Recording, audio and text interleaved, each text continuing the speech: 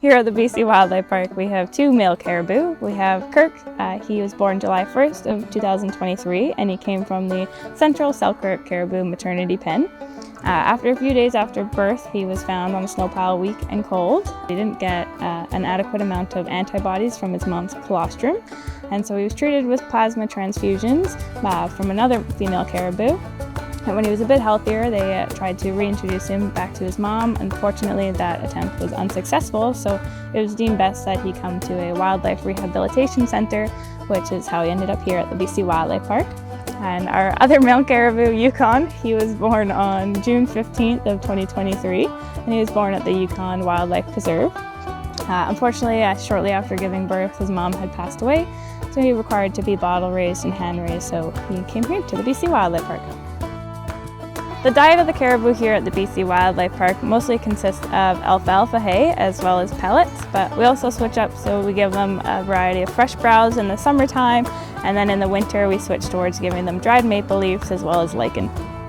Enrichment is really important for animals as it stimulates their mind as well as their body, and it also encourages natural behaviors that they might do out in the wild, and it also helps reduce any stress or boredom they might exhibit. Yukon has taken a recent liking to bashing barrels around in the yard, so I've set up a couple of barrels. We also have a buoy that he likes to push around as well. Training is really important as it allows us to strengthen the relationship between the animal and the keepers, and it also allows us to be able to work with that animal in a safer way, safer for us as well as safe for the animal. It allows the animal to have more choice and control as well over what's happening. Kirk is unique because when he came to us, he was pretty delicate and fragile, so we halter trained him pretty early on, so we were able to take him out for walks as well as we can walk him onto scales, and also allows us to do hoof trims on him. A couple interesting facts about caribou is they have the widest and roundest hoofs of all the deer species.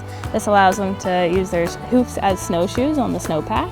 And another interesting fact is when you hear a caribou walking, you'll often hear a clicking sound, and that comes from a tendon that rubs along a bone while they're walking.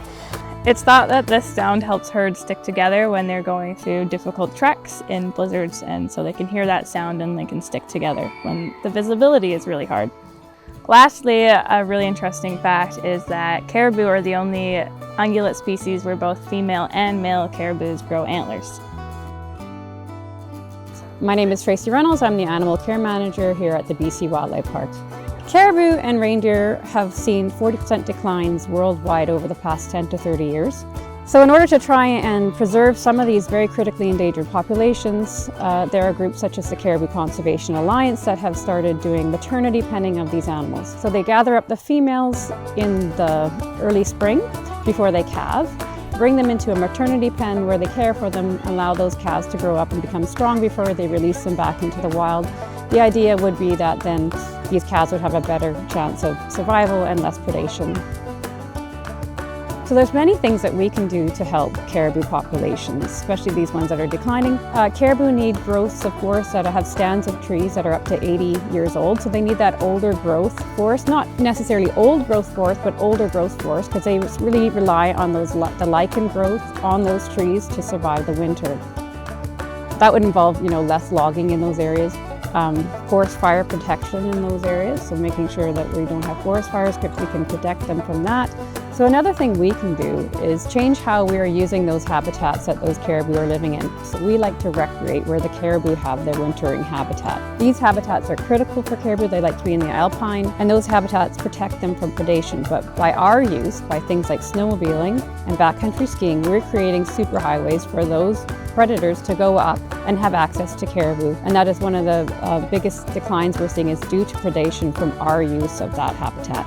So for caribou, there's many things we can do. We can change where and how we're recreating. This is easy. There are very few critical habitats now left for caribou, so if we could protect those habitats, make sure we're not snowmobiling or backcountry skiing and disrupting those habitats, and just learn about caribou. There's lots of good resources online. You can access the Caribou Conservation Alliance, has a very good website that you can check and see a lot of good information on caribou and how we can help them. Kirk and Yukon are great ambassadors to have at the BC Wildlife Park as it helps us educate the public on caribou and how important they are in the ecosystem. The whole time they've been doing this. They had a branch in between their heads the whole time. Here we go.